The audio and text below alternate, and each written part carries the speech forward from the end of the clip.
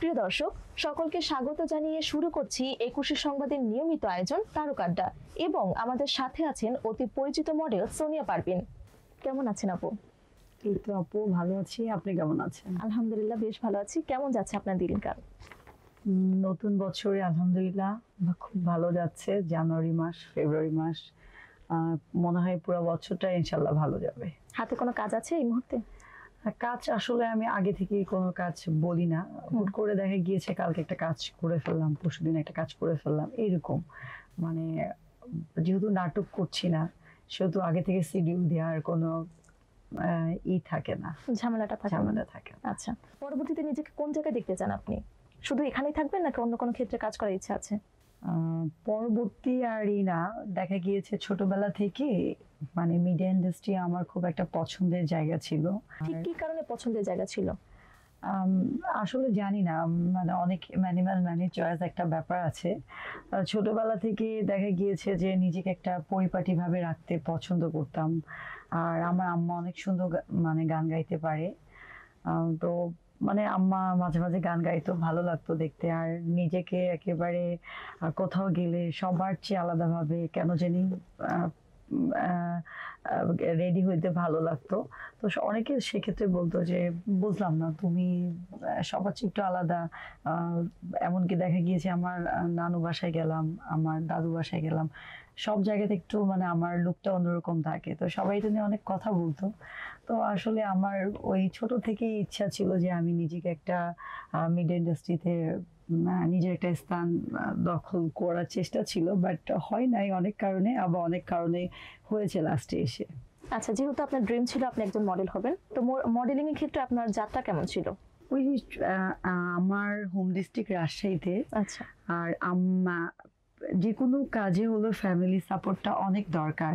সেটা আপনি কতটুকু পেয়েছিলেন? আমি আমার ফ্যামিলি সাপোর্ট একেবারেই পাইনি। আমার শুধু আম্মু একটু সাপোর্ট করেছিলেন, যার কারণে হয়তো বা স্কুলে কলেজে কাজ করা হয়েছে ছোটখাটো। দেন আমার একবারে মানে কাজ অফ করে দিয়েছি। পরে এত বছর পর এক প্রকার একটা যুদ্ধ করে আমার একটা রিয়েলিটি শোতে আমি অংশগ্রহণ করি। এবং ঠিক কত বছর আগে?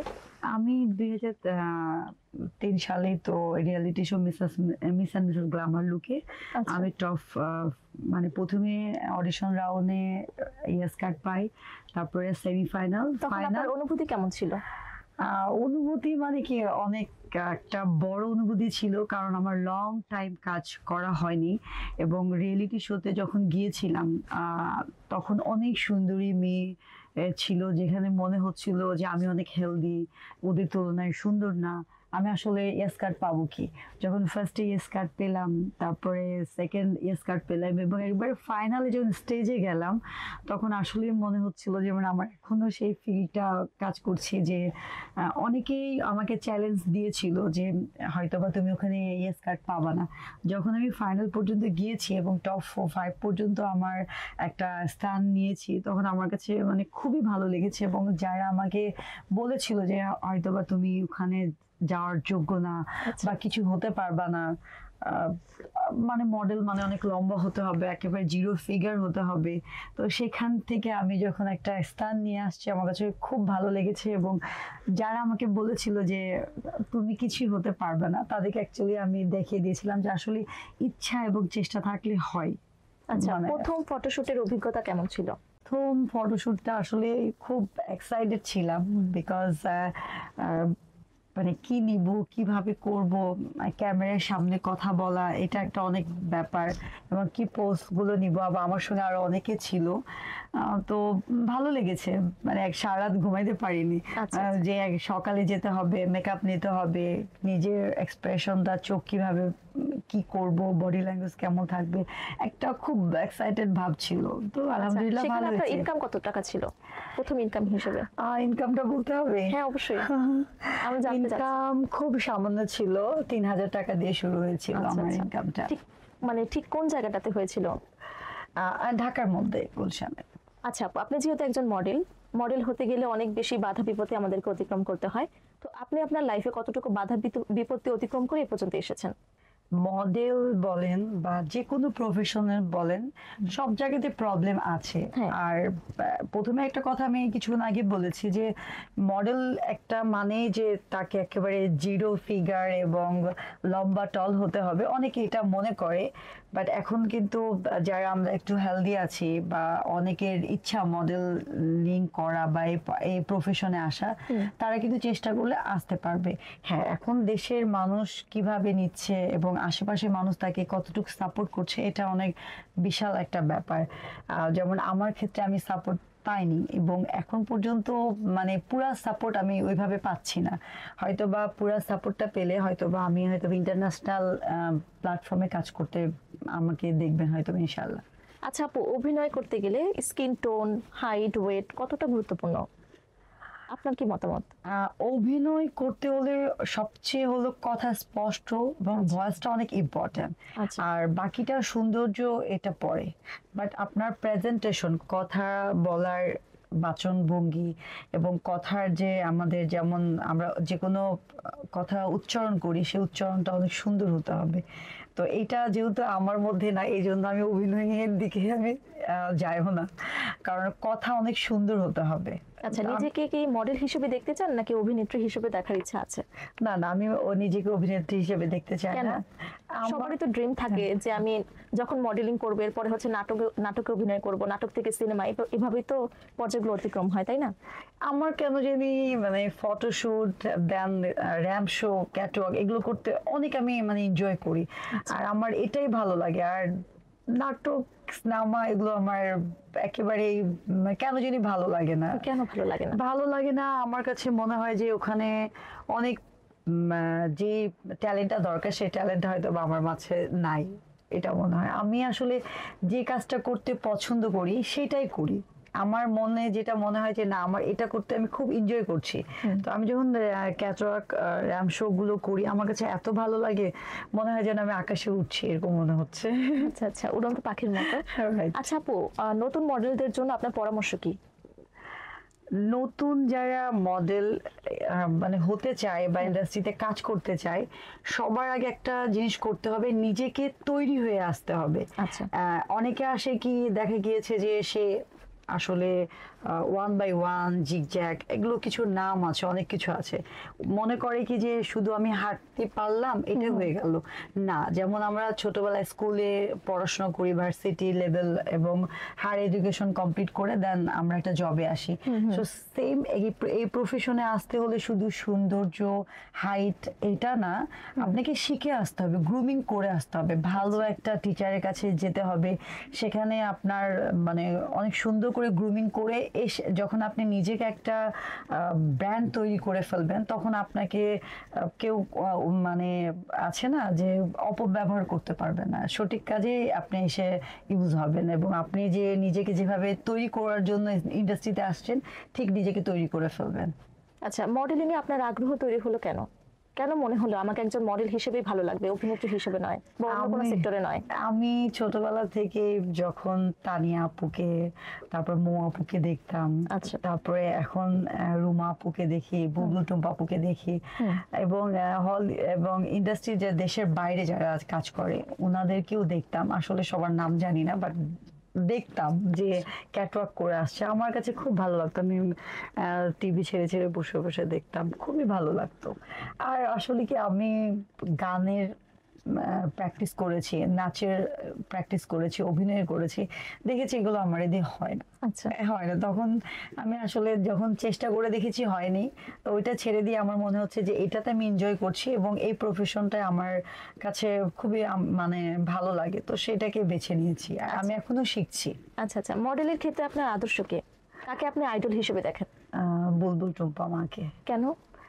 আমি বুলবুল টুম্পার মার স্টুডেন্ট, আমরা তো মামুনি বলে ডাকি। আচ্ছা। এবং আমার কাছে মনে হয় উনি এমন একজন, বুলবুল টুম্পা এমন একজন টিচার, ওনার কাছে একজন স্টুডেন্ট গেলে জাস্ট বাচ্চাকে যেভাবে মারা শেখায় ঠিক এইভাবে ভালো খারাপ দুইটাই শেখায়। তো আমি আসলে ওনাকে আইডল হিসাবে দেখি। আচ্ছা, মডেলিং এর বাইরে আপনার শখ কি? মডেলিং এর বাইরে আড্ডা দেয়া, আমি আড্ডা দিতে অনেক পছন্দ করি। আড্ডা দেওয়া হয়, সময় বের করে আড্ডা দেওয়া হয়? হ্যাঁ, আমার মানে প্রতিদিন, মানে সপ্তাহে 7 দিনে আমি পারি না 7 দিনই কাজের ফাঁকে আড্ডা দিই। মানে আড্ডা দেওয়ার জন্য একটা আমার টাইম রাখতে হবে। আড্ডা কার সাথে দেন? ফ্রেন্ডস ফ্রেন্ডদের সাথে। নাকি স্পেশাল কেউ? স্পেশাল তো কেউ আছে, আর স্পেশাল মানুষকে তো সবসময় পাওয়া যায় না। কেন? সে যেহেতু স্পেশাল, অফকোর্স তার কাছে আপনি স্পেশাল, কেন সময় পাবেন না? দেখা গিয়েছে আমি যার কাছে স্পেশাল, বা আমার কাছে যে স্পেশাল, সময়ের জন্য বা ডিস্টেন্সের কারণে অনেক সময় ওইভাবে আমরা আড্ডা দিতে পারি না। বাট আড্ডা আমার খুব পছন্দের একটা লাস্ট কবে ডেটিং এ যাওয়া হয়েছে? লাস্ট কবে ডেটিং এ যাওয়া হয়েছে? আমি লাস্ট এখনো ডেটিং এ যাইনি। সামনে বিশেষ দিন আসছে, প্ল্যান চলছে। কি প্ল্যান? 14 ফেব্রুয়ারি ঘিরে কি প্ল্যান আছে আপনার? আসলে ভালোবাসার জন্য তো প্রথমত মানে কোনো দিন লাগে না। আমার কাছে প্রতিদিনই ভালোবাসা, মানুষ যদি পাশে থাকে স্পেশাল মনে হয়। আর এবার আমার একটু ভালোবাসা অন্য দিক দিয়ে, যেমন আছে না ফ্রেন্ড, ফ্যামিলি, সবার ক্ষেত্রে ভালোবাসা কিন্তু স্পেশাল। আর আমার এবার 14 ফেব্রুয়ারিটা সত্যি আমি আমার মাকে ডেডিকেট করতে চাই, কারণ আমার আম্মা দূরে আছে, মিস করবো অনেক। আচ্ছা আপু, মডেলিং এর বাইরে, যেহেতু আপনি একজন ব্যস্ত মডেল, তো মডেলিং এর বাইরে পরিবারকে কখন সময় দেওয়া হয়? আমার কাজ শেষ হয়ে গেলে আমি আর কোথাও মানে মানে অন্য মানে কাজে ব্যস্ত না হয়ে আমি ফ্যামিলিকে সময় দিই। না, এই যে বলেন আপনি আড্ডা দিতে পছন্দ করেন, আড্ডা কিভাবে? আড্ডা কি মানে আমি আমার রুটিনটা কমপ্লিট করে ফেলি। যেমন আমি একটা প্রোগ্রামে আসলাম, প্রোগ্রামে হয়তো বা আমার 2 ঘন্টা সময় গেল, দেন আড্ডা দেওয়ার জন্য হয় 2 ঘন্টা, এবং বাকি যে সময়গুলো থাকে সেটা আমার ফ্যামিলি। ও আচ্ছা, আপনি রুটিন মেনে চলেন? রুটিনটা মেনে চলার চেষ্টা করি। আচ্ছা আচ্ছা আপু, কোন পোশাকে বেশি কমফোর্ট ফিল করেন নিজেকে? আমার খুব পছন্দের ড্রেস হলো ওয়েস্টার্ন, একেবারে একটা প্যান্ট থাকবে, একটা গেঞ্জি, মানে এটা আমি খুব কমফোর্ট ফিল করি। আচ্ছা, আমরা যতটুকু জানি যে বাঙালি মেয়েকে সবচেয়ে বেশি ভালো লাগে শাড়িতে, কেন তাহলে আপনার শাড়ি নয় কেন? বাঙালি মেয়েদেরকে শাড়িতে ভালো লাগে। আমিও শাড়ি পরলে আমাকে অনেকে বলে যে খুব সুন্দর লাগছে। আর কালকে আমি একটা প্রোগ্রামে গিয়েছিলাম, শাড়ি পরেছি, অনেকেই আমাকে দেখে অনেক মানে সুনাম করেছে, এত সুইট লাগছে, এত সুইট লাগছে। বাট শাড়িটা তো ক্যারি করতে মানে শিখতে হবে। আমার কাছে শাড়ি পরলে মনে হয় যে আমি এই যে পরে গেলাম, মনে হয় এক্ষুনি পরে গেলাম। আচ্ছা আচ্ছা। তাছাড়া বাঙালিদের মেয়েদেরকে শাড়ি পরলে অবশ্যই খুব সুন্দর লাগে, এবং বাঙালি মেয়েদের শাড়িটা ফার্স্ট চয়েস হওয়া উচিত। বাট আমি পারি না ক্যারি করতে, এই জন্য আমি চয়েস করি না। আচ্ছা আপু, শপিং কোথা থেকে করা হয়? আমার অনেকেই বলে যে ব্র্যান্ডের ড্রেস ছাড়া পরি না, বা ব্র্যান্ড ছাড়া আমি শপিং করি না। আমার ক্ষেত্রে এমন না। দেখা গিয়েছে যে আমি টিএসসি তে গিয়েছি, ওখানে আমার কোনো একটা জিনিস ভালো লেগেছে, ফুটপাথ থেকে আমি কিনে ফেলি। আচ্ছা সো আমার যেখানে যখন ভালো লাগে আমি তখন সেখান থেকে কিনে ফেলি। বাট আমার শপিং করতে অনেক ভালো লাগে। মানে আমি যেখানে যেটা দেখি মনে হয় যে এটা কিনে ফেলি, ওটা কিনে ফেলি, এরকম একটা আমার ভিতরে কাজ করে। আচ্ছা, লাস্ট শপিং কবে করা হয়েছে? লাস্ট শপিং 3-4 দিন আগে। আচ্ছা, কি কেনা হয়েছিল সেখান থেকে? ড্রেস কিনেছিলাম। আচ্ছা, আমি যে গায়ে যে পোশাকটা দেখতে পাচ্ছি, পোশাকটা খুব সুন্দর, এটা কোথা থেকে নিয়েছেন? এটা নামটা মনে পড়ছে না, বাট যে কোনো একটা মানে শোরুম থেকে নিয়েছি। আচ্ছা, আপনার পছন্দের রং কি? পছন্দের, দেখতে পাচ্ছি আপনি গোলাপি পরে আছেন। পছন্দের রং আসলে ওইভাবে তেমন একেবারে না যে ব্ল্যাকই ভালো লাগে, রেডই ভালো লাগে। পরিবেশ ওয়েদার অনুযায়ী যখন যেটা পড়তে ইচ্ছা হয় সেটাই ভালো লাগে। তবে হ্যাঁ, মানে রেড কালারটা আমার কাছে খুবই ভালো লাগে। আচ্ছা, আপনার পছন্দ ডিপেন্ড করে হচ্ছে গিয়ে আবহাওয়ার উপরে, এরকম? আবহাওয়ার উপর, রাইট রাইট, মুডের উপরে ডিপেন্ড করে। আচ্ছা, মডেলিং এ আসার জন্য পরিবার এবং বন্ধু বান্ধবের কতটুকু সহযোগিতা পেয়েছিলেন? মডেলিং জগতে আসার জন্য বা মিডিয়া ইন্ডাস্ট্রিতে আসার জন্য আমি কারো কোনো সাপোর্ট পাইনি, শুধু আমার আম্মা একটু সাপোর্ট করতো, আর ফ্রেন্ড সার্কেলে ওরকম সাপোর্ট পাইনি। পরে লাস্টে গিয়ে একটা মানে ফ্রেন্ড বলেন বা আপু বলেন, এরকম একটা আমার লাইফে এরকম একটা পার্সন আসছিল, সে আমাকে বলছিল যে তুমি পারবা, মানুষ তোমাকে অনেকে অনেক কথা বলছে, বাট তোমার মধ্যে আমি এরকম কিছু দেখছি যেটা তুমি আসলে স্টেজে উঠে হাঁটতে পারবা, প্রেজেন্টেশন করতে পারবা, এবং তোমার যে স্বপ্নটা মরে গিয়েছিল তুমি এটা নতুন করে শুরু করো। পরে আমি তার কথা শুনে যখন যাত্রা শুরু করলাম, আলহামদুলিল্লাহ খুবই ভালো। তারপরে পিছু ফিরে তাকাতে হয় না? না না আলহামদুলিল্লাহ আর পিছিয়ে ফিরে তাকাতে আচ্ছা হয়নি। আপু, আপনার তো অনেক ফলোয়ার্স আমি যতটুকু জানি, তার মধ্যে থেকে কতজনের কাছ থেকে আপনার ভালোবাসার অফার পাওয়া হয়েছে, বা আহ, লাস্ট প্রপোজাল কপি কপি পেয়েছিলেন? আজকেও 2 ঘন্টা আগে একটা প্রপোজ পেয়েছি। তাই নাকি? আচ্ছা, কি বললো, কি বলে প্রপোজ করলো? সামনে যেহেতু একটা বিশেষ দিন, আচ্ছা। সেক্ষেত্রে দেখা গিয়েছে ইদানিং বেশি প্রপোজটা পাচ্ছি ওইটা কি কয়েকদিন শুধু ধরে। ওই বিশেষ দিনের জন্যই নাকি সারা জীবন? আমার কাছে মনে হয় এই দিনটাকে হয়তোবা সবাই চাচ্ছে যে যে যে আমাকে পছন্দ করে তারা সবাই চাচ্ছে যে তাদের সঙ্গে আমি সময়টা স্পেন্ড করি। কেন? আরো তো হয়তো- মানুষ আছে। হ্যাঁ মানে আমার যারা ফলোয়ার্স আছে আমি তাদের কথা বলছি, অন্য জনের কথা বলছি না। আচ্ছা আর আমি মনে হয় কয়েকদিন ধরে বেশি প্রপোজটা পাচ্ছি। আচ্ছা, তার কারণ কি দিন দিন সুন্দর হয়ে যাচ্ছে না না না এই জন্য না, তাহলে? যার কাছে নাকি আসলে ভালোবাসার মৌসুম চলছে আপনার? আমার কাছে মনে হয় ভালোবাসার মৌসুম চলছে। আচ্ছা আচ্ছা আচ্ছা আপু, আমরা দেখতে পাচ্ছি আপনি দিন দিন হচ্ছে শুধু গ্লো করছেন, আপনার সৌন্দর্যের রহস্য কি? আর সত্যি glow হ্যাঁ করছি। হ্যাঁ হ্যাঁ হ্যাঁ। সৌন্দর্যের রহস্য হলো কি, যেমন তোমার মনটা সুন্দর এই জন্য আমাকে সুন্দর লাগছে, যারা আমাকে ভালোবাসে তাদের কাছে আমার হয়তো বা গ্লোটা ওইভাবে আসে। না, এত এটাই। ব্যস্ততার মাঝে কিভাবে নিজেকে সময় দেন বা কিভাবে স্কিন কেয়ার করেন? এই তেমন কিছু না, জাস্ট ক্যাজুয়াল, বাসায় হয়তো বা কিছু ইউজ করা হয়, মানে হোমমেড, তেমন কিছু না, বাইরের বলার কোনো মতো প্রোডাক্ট কিছু ইউজ না। করা হয় না? বাইরের ওইরকম তেমন কিছু না, হোমমেডই বেশিরভাগ তৈরি করা হয়। বর্তমান ফ্যাশন ট্রেন্ড নিয়ে আপনার মতামত কি? বর্তমান ফ্যাশন ট্রেন্ডে আমি মাঝে মাঝে এমন কিছু ড্রেস দেখে দেখে আমার নিজের হাসি পায়। আচ্ছা, কেন? মানে অদ্ভুত অদ্ভুত মানে আমার কাছে মনে হয় যে ফ্যাশন ঠিক আছে, বাট এটা মানে একটু ব্যতিক্রম যখন লাগে আমার হাসি পায়। আবার কিছু ক্রিয়েটিভ জিনিস দেখে আমার খুবই ভালো লাগে। তবে এখন যে ট্রেন্ডটা চলছে দুইটা মিলিয়ে, মানে ভালো খারাপ মিলিয়ে চলতেছে। বাংলাদেশি ফ্যাশন ইন্ডাস্ট্রিতে আপনার ভবিষ্যৎ মতামত কি? ইন্ডাস্ট্রিতে ভবিষ্যৎ আমার মনে হয় খুবই ভালো, কারণ এখন আগে দেখা গিয়েছে যে এই ইন্ডাস্ট্রিতে নিয়ে কেউ, ফ্যাশন ইন্ডাস্ট্রিতে কেউ কাজ করতে ইচ্ছুক ছিল না এবং ডিজাইনারও খুবই কম ছিল। এখন অনেকে কাজ করছে এবং তাদের চিন্তা ভাবনা অনেক বড় ধরনের, আমার মনে হয় ভালো। আচ্ছা আপু, এমন কোনো স্বপ্ন আছে যেটা এখনো বাস্তবায়ন হয়নি? হ্যাঁ, এরকম অনেক স্বপ্নই আছে, বাস্তব আমরা একটা হয় নাই। শুনতে চাচ্ছি। আমি মানে আমি আমার আমার তো সেলিব্রিটি হওয়ার অনেক ইচ্ছা। আচ্ছা সেটা আমি চাই যে মানে এই যাত্রাটা আরো দূরে যাক। আচ্ছা আচ্ছা এইটা মাত্র শুরু। দেখা গিয়েছে কোথাও গেলাম, আমাকে এখন যেমন দেখে বলে আপু কেমন আছেন, একসময় আরো সবাই এসে বললো আপু আপু কোথায় যাচ্ছেন, কি করছেন, সবাই এসে আমাকে ধরে ধরুক। এটা আমার কাছে খুব ভালো লাগে। আচ্ছা আপু, রাতারাতি টিকটক মানে রাতারাতি সেলিব্রিটি হওয়ার জন্য টিকটকের গুরুত্ব কতটুকু? রাতারাতি মানে একটা কথা আছে না, আপনি এক লাপে গাছে উঠবেন, এই জিনিসটা মানে খুবই খারাপ একটা জিনিস। আচ্ছা রাতারাতি আপনার ভাইরাল বা সেলিব্রিটি হওয়াটা অসম্ভব ব্যাপার, আর যারা হয় এটা চলেও যায়।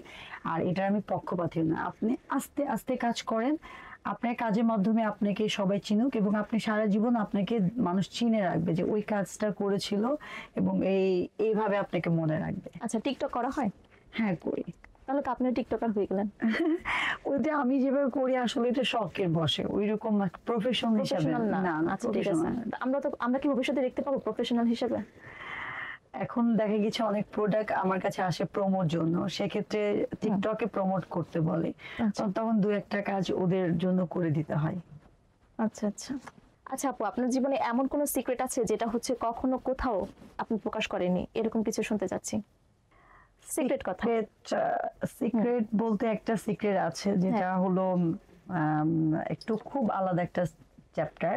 যেমন ছোটবেলায় সবাই আরবি শেখে এবং আরবি পড়াটা পড়ে, তো আমিও ছোটবেলায় আরবিটা শিখেছি, পড়েছি, সবকিছু করেছি, কিন্তু অনেক বছর গ্যাপের কারণে এটা আমি ভুলে গিয়েছি। এটা কিন্তু আমার আম্মা জানে না, আজকে আম্মা জেনে গেছে।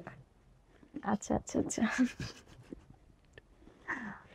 আচ্ছা আপু, লাস্ট কান্না করেছেন কবে?